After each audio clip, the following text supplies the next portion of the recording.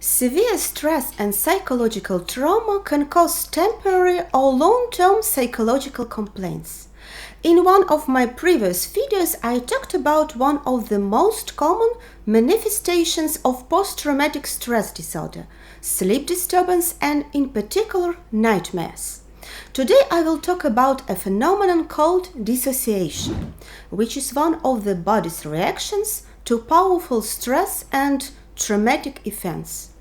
Dissociation, as well as the avoidance and emotional numbness, is a protective mechanism of our psyche from severe emotional pain. The purpose of this video is to help understand dissociation, because it usually causes fear. People do not understand what is happening to them and think that they are going crazy. In addition, I will give you practical tips to gain more control over dissociative states.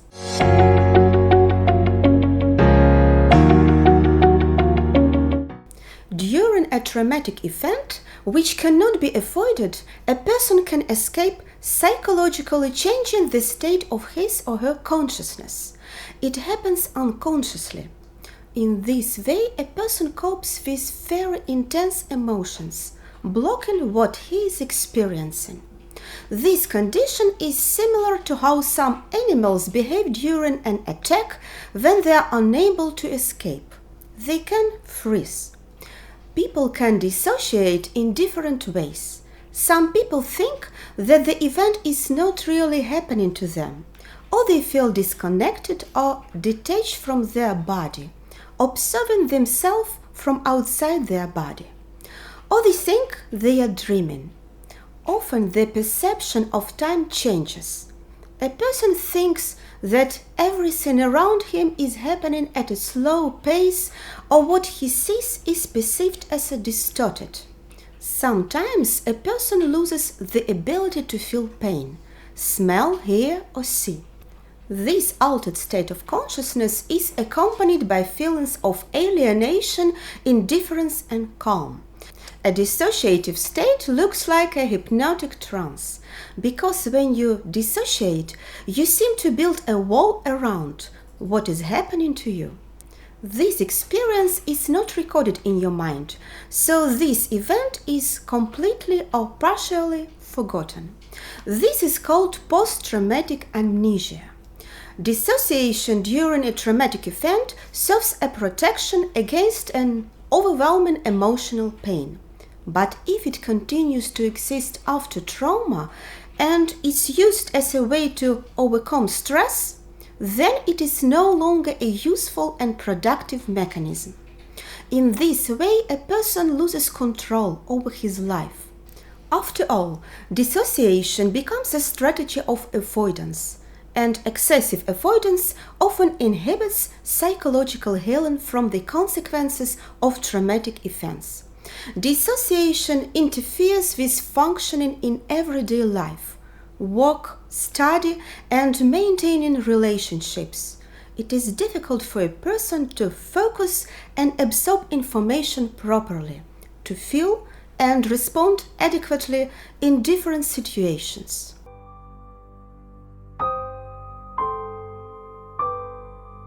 Overwhelming traumatic experiences are difficult to understand, especially for children.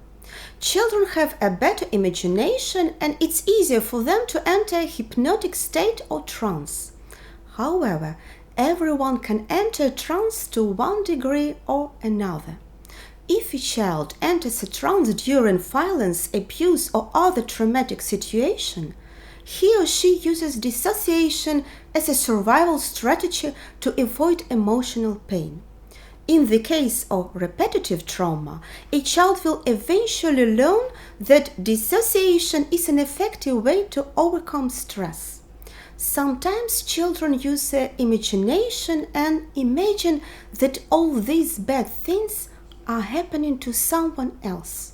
When something reminds a child of a trauma, he dissociates to deal with intense emotions. As the child learns that dissociation is an effective survival strategy, he will dissociate whenever something unpleasant happens. This gradually spreads to all everyday situations, even if the person is no longer in danger. Similar processes can occur in traumatized adults.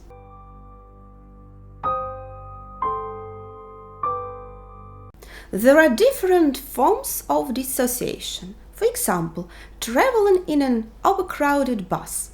In this situation, dissociation is a normal and healthy way to create one's own space. On the other hand, dissociation can result in serious memory problems, like if you regularly lose track of time without remembering what you did for a period of time, or if you find evidence that you did something or were somewhere but do not remember about it. It also happens when people stop feeling physical pain.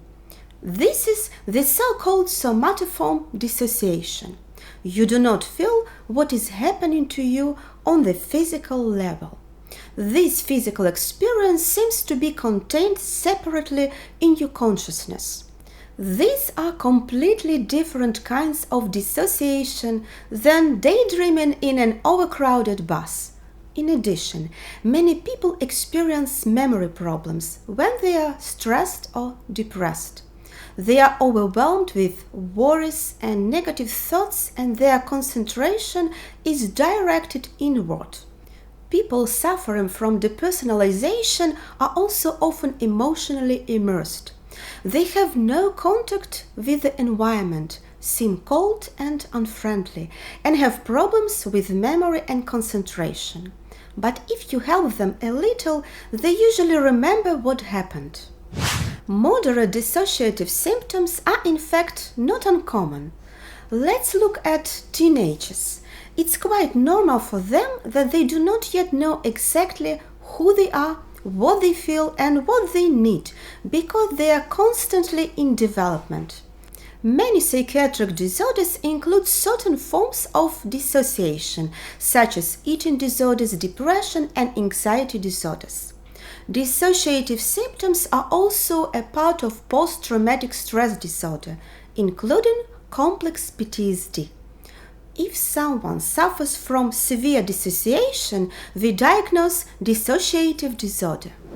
Some people, especially children who have learned to use dissociation as a survival strategy, hear voices in their heads. These voices sound as if someone else is talking to them from inside. Sometimes they hear arguing, yelling, unpleasant comments or comments. But even if that doesn't seem so, those voices actually belong to themselves. They are a reflection of unresolved internal conflicts. Dissociative states or states of emotional numbness do not happen out of the blue. There is always a reason. Dissociations are preceded by something, feelings, thoughts of events. We call this something a trigger because it evokes the emotion associated with the trauma. Awareness of your own triggers can help you better cope with dissociation. Triggers can come from within, thoughts, memories, emotions, called internal triggers, or from outside, external triggers. Triggers can be people, places, sounds, smells, media messages, as well as the behavior of others, or even a visit to the doctor. They are not all related to trauma, but in the case of unprocessed trauma, they activate emotions, flashbacks, or dissociative states. After all, in the brain of a traumatized person, they are associated with something that resembles a traumatic event.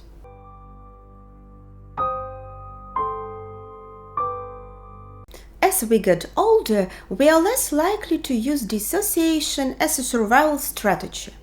There are reasons why. The main reason is that dissociation is ineffective in adulthood and is a problematic strategy. First, by distancing himself from his environment, a person loses some important information about what's happening around. Communication problems may occur. For example, A person in a state of dissociation is unable to establish personal boundaries and defend himself. In addition, others may be disappointed or annoyed. It looks like he is not listening. Dissociation can affect study and work performance in a negative way. Another important point is that people who have suffered psychological trauma, and in particular violence and humiliation, are more likely to be re-traumatized than those who do not have such experience. It's important to note that these people do not expect and do not provoke this in any way. However, due to dissociation, they are often unable to pay attention to the signals that are usually alarming. Example: a woman without traumatic experience walks down the street and sees a man who seems suspicious to her and makes her feel uncomfortable. This woman will probably cross the street and go to the store to protect herself. Now imagine a woman who has been traumatized in the past. She walks down the street and also sees this suspicious man. But at this moment she begins to dissociate because the feeling of anxiety is associated in her brain with the feeling of anxiety she experienced in the past during the traumatic event. Now every time she feels anxiety, she dissociates. Does that make any sense? Thus, the traumatized woman is detached from her own feelings in this situation. This means that she doesn't identify her feelings because it may have saved her in the past from unbearable emotions. So she unconsciously learned to dissociate every time she faced negative emotions. But in this situation, dissociation is dangerous. Because ignoring her feelings, she continues to walk down the street and perhaps puts herself at unnecessary risk. In other words, if dissociation becomes your main coping strategy to overcome stress, you lose significant information about your environment and your feelings, so you can't always take care of your own safety. Therefore, it's important to learn other strategies to deal with stress. You will feel worse in the beginning because you will begin to feel more and more both positive and negative emotions, and you will no longer be able to avoid every situation you do not like. But if you dissociate less often, you will feel better. If you suffer from dissociation, then you need psychotherapy. But if this option is not available, you can learn to at least reduce the negative impact of dissociation on your life. You can learn to cope with it better.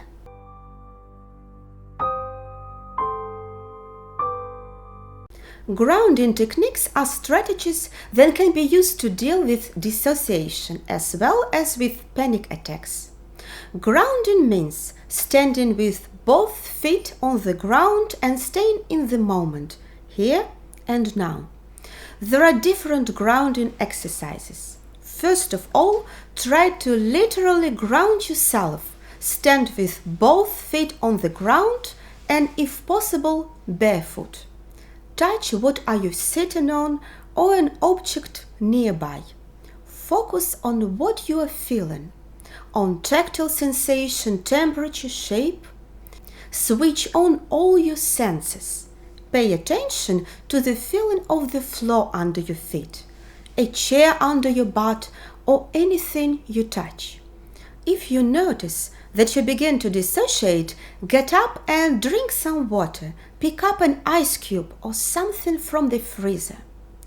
Next, use a thin rubber band on your wrist. Snap a rubber band on your wrist every time you notice that you are losing touch with your environment. Another way, put your hand on your stomach. As you breathe, notice how your hand moves each time you inhale and exhale. Another grounding technique is to keep your eyes open and keep an eye on where you are. What do you see? Summarize aloud or in your head one by one everything you see. It's very difficult to be curious and afraid at the same time. There are two more good exercises that can be used not only during dissociation but also during panic attacks and anxiety in general. First is a 5-4-3-2-1 technique. I already explained this exercise in another video. Repeat all 5 steps again and again until you achieve the desired result. In addition, I strongly recommend the clenched fist exercise, which helps to cope better with stress and tension in a more constructive way than dissociation. This exercise is suitable for people with PTSD. I have already published it on my channel as well. This exercise helps to relieve stress in general. For the best results, you have to practice regularly. And finally, use affirmations. Write them down for yourself and read and repeat in your head regularly. You can say, I am not crazy. My pain will not last forever. The worst is in the past.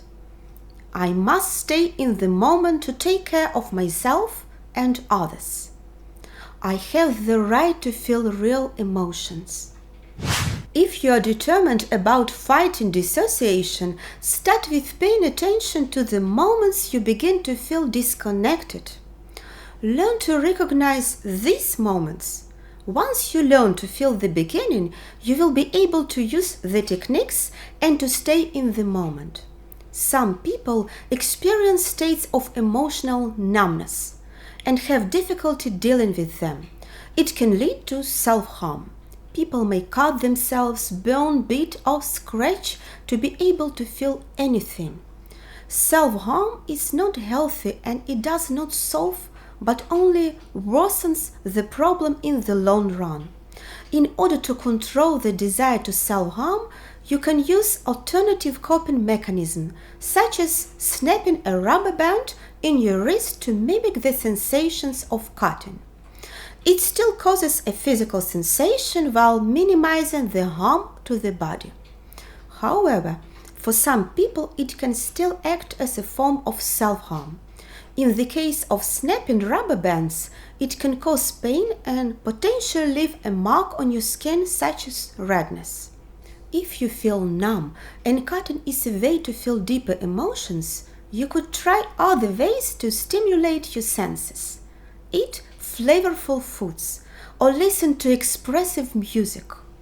This could also be an opportunity to call a friend to distract you when you feel disconnected or numb. By understanding your dissociation triggers and realizing the negative consequences, it will be easier for you to give up destructive behavior and replace it with more effective coping strategies. I hope you found this information useful. Please like, subscribe and share this information with others. Thank you very much for staying with me. See you next time.